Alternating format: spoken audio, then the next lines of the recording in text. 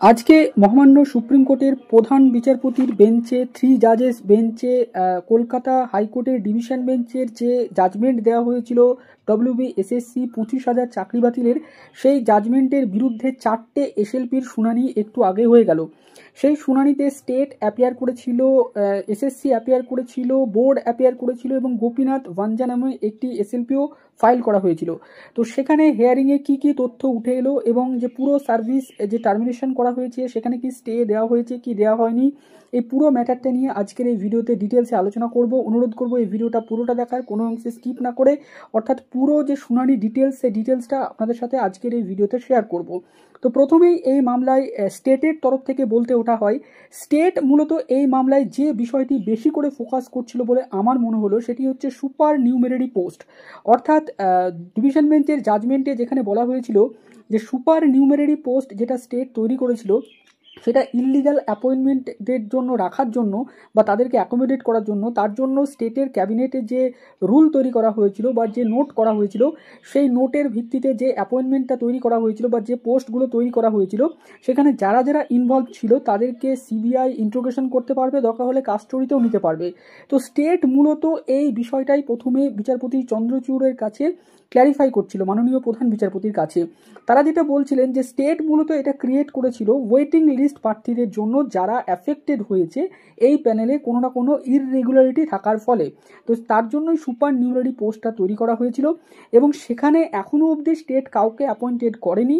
সেখানে স্টেট শুধুমাত্র একটি ক্যান ফাইল করেছিল সিঙ্গেল বেঞ্চে, তারপরে তারা সেটিকে উইথড্রলও করতে চেয়েছিল কিন্তু মাননীয় বিচারপতি সিঙ্গেল বেঞ্চে সেটাকে উইথড্রল করতে দেয়নি। তারপরে সেটাকে সিঙ্গেল বেঞ্চের বিচারপতি CBI তদন্তের নির্দেশ দেয়, তারপরে স্টেট সেটাকে চ্যালেঞ্জ করে ডিভিশন বেঞ্চে যায়, তারপরে সুপ্রিম কোর্টে যায়, সুপ্রিম কোর্ট থেকে সেই ম্যাটারের উপরে স্টে দেওয়া হয় অর্থাৎ CBI তদন্তের উপরে। তারপরে ডিভিশন বেঞ্চ কিভাবে সেই ম্যাটারটাকে ভেতরে ঢুকে কিভাবে আবার নতুন করে সুপ্রিম কোর্টে স্টে থাকা সত্ত্বেও কিভাবে ওই ম্যাটারটায় আবার নতুন করে তদন্তের নির্দেশ দিতে পারে। তো স্টেটের মূলত ফোকাস ছিল এই পোর্শনটার ওপরে। এবং স্টেট আরও যেটা বলেন যে CBI ফাউন্ড মোটামুটি 8,000-এর কিছু কম বেশি CBI ইললিগ্যালিটি খুঁজে পেয়েছে। সে বিষয়ে SSCকে রিপোর্ট করেছে, SSCও কিছু ইললিগ্যালিটি খুঁজে পেয়েছে, কিন্তু তার ভিত্তিতে মাননীয় ডিভিশন বেঞ্চের বিচারপতি কিভাবে পুরো প্যানেলটাকে বাতিল করে দিল।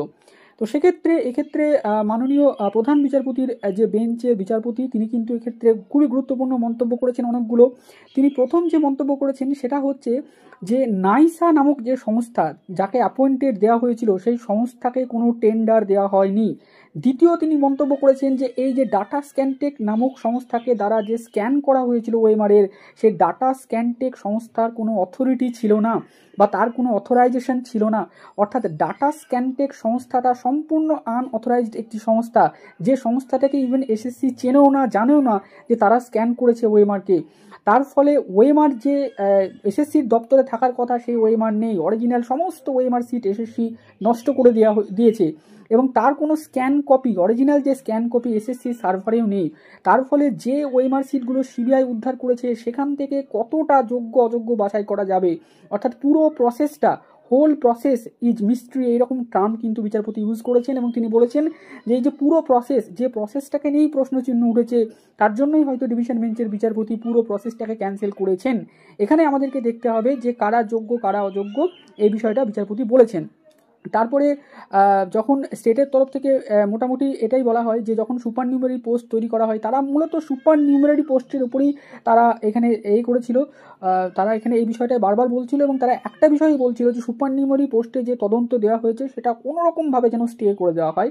এখানে যে স্টেট গভর্নমেন্টের যে ক্যাবিনেটের বিরুদ্ধে যে তদন্তের কথা বলা হয়েছে, তাদেরকে যে কাস্টডিতে নেওয়ার কথা বলা হয়েছে, তারপরে সামনে ইলেকশন, সেখানে সমস্তকে অর্থাৎ আরও অন্যান্য যারা সদস্য রয়েছে মন্ত্রিসভার তাদেরকে জেল চলে যেতে হতে পারে, তার জন্য সেই ইলেকশনটা কিভাবে হবে তার জন্য স্টেটের মূলত এই চিন্তাটাই আমরা দেখলাম আজকের শুনানিতে। সেখানে স্টেট কিন্তু কখনোই পুরো সার্ভিস যে টার্মিনেশন হয়েছে তার যে এটাকে কিভাবে স্টে করা যায় বা এর সপক্ষে কি বলা যায় এ ব্যাপারে কিন্তু স্টেট খুব একটা মুভ করছিল বলে আমার কিন্তু হেয়ারিং দেখে পার্সোনালি মনে হলো না। এবার তারপরে এখানে যেটা বলা হলো যে মুকুল রোহতগি তিনি কিন্তু কিছু বিষয় বলছিলেন। তিনি বিশেষ করে কিছু বিতর্কিত প্রার্থীর হয়ে আজকে বলছিলেন।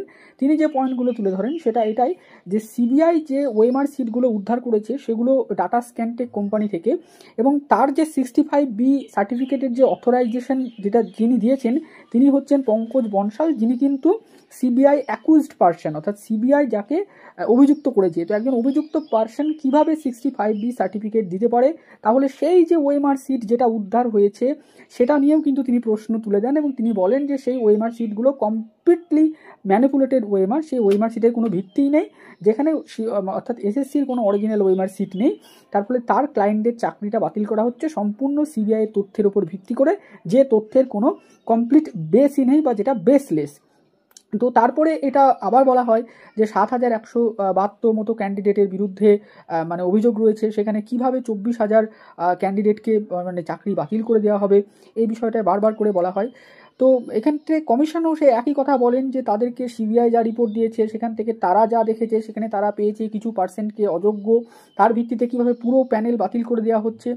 তো বিকাশ রঞ্জন ভট্টাচার্য তিনি বারবার একটি বিষয় বলতে থাকেন যে পুরো প্রসেসটাই হচ্ছে করাপ্টেড প্রসেস, এই প্রসেসের মধ্যে দিয়ে যা কিছু হয়েছে সব কিছুই করাপ্টেডের মাধ্যমে হয়েছে। এখানে বিচারপতিরা কিছু মানে কোনোভাবেই সেগ্রিগেট করতে পারবেন না কোনটা যোগ্য কোনটা অযোগ্য, তো কোনো রেকর্ড নেই। তারপরে এই বিষয়গুলো তিনি বলেন, এবং তারপরে প্রধান বিচারপতি একটি বিষয় জানতে চান যে আপনারা এই ম্যাটারটা, এখনও তো আরও অনেক এসএলপি ফাইল হবে এই ম্যাটারকে কেন্দ্র করে, অতএব সেই এসএলপিগুলো ফাইল হোক, তারপরে আমি এই এসএলপিগুলো একত্রে নিয়ে শুনবো। আপাতত এই যে পুরো ম্যাটারটা, এই ম্যাটারে আপনারা একটা স্ট্যাটাস রিপোর্ট ফাইল করুন 4টি ক্যাটাগরি নিয়ে, যে কোন কোন ক্যাটাগরিতে কত অ্যাপয়েন্টমেন্ট হয়েছিল, কত অ্যাপয়েন্টমেন্ট নিয়ে সমস্যা রয়েছে, অভিযোগ রয়েছে, সেই বিষয়গুলো ফাইল করুন। এবং প্রধান বিচারপতি এখানে খুবই গুরুত্বপূর্ণ একটি কথা বলেছেন যে ওএমআর সিট আর কমপ্লিটলি মিসিং, অর্থাৎ যে ওএমআর সিটগুলো থাকার কথা সেই ওএমআর সিট নেই। তারপরে নো মিরর ইমেজ, অর্থাৎ কোনো স্ক্যান কপিও নেই, সেটাকে ডিস্ট্রয় করে দেওয়া হয়েছে। তো সেখানে মুকুল রোহতগি বলেন যে ওএমআর সিটগুলোকে বা স্ক্যান কপিগুলোকে এসএসসি তার রুল অনুযায়ী ডিস্ট্রয় করেছে, 1 বছর যেটাকে সংরক্ষণ করার কথা ছিল সেই রুল অনুযায়ী তারা করেছে। তো তারপরে কিন্তু প্রধান বিচারপতি এখানে আরও একটি গুরুত্বপূর্ণ কথা বলেন যে হাউ ডু উই সেপারেট, অর্থাৎ আমরা কিভাবে সেপারেট করব, যে যারা মানে যোগ্য বলছেন বা যারা অযোগ্য বলছেন তাদেরকে আমরা কিভাবে এক্ষেত্রে সেপারেট করব।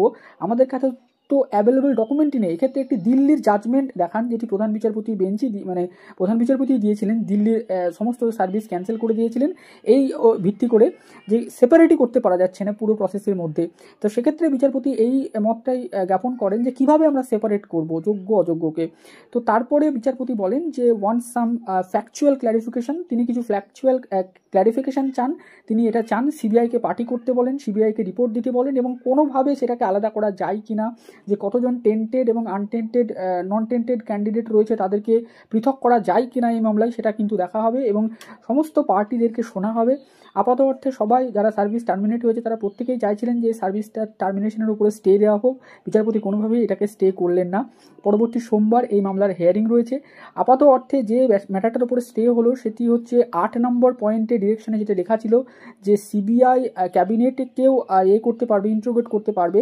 তো সেই ম্যাটারটার উপরে আপাত অর্থে স্টে হয়েছে, বাকি কোনো ম্যাটারের উপরে কিন্তু স্টে দেওয়া হয়নি। অর্থাৎ সার্ভিস ক্যান্সেলেশনের যেমন যেমন অর্ডার ছিল, যেমন যেমন বিষয়গুলো ছিল সেগুলো সমস্ত কিছুই কিন্তু বজায় রয়েছে। তো আজকের হিয়ারিংয়ের ডিটেলসটা এতটুকুই। পরবর্তী হিয়ারিংয়ের আপডেট সোমবারে বললাম। তো পরবর্তী যে কোনো আপডেটের জন্য অবশ্যই চ্যানেলটি সাবস্ক্রাইব করে রাখবেন। ভিডিওটি শেষ অবধি দেখার জন্য আপনাদের সকলকে জানাই অসংখ্য ধন্যবাদ।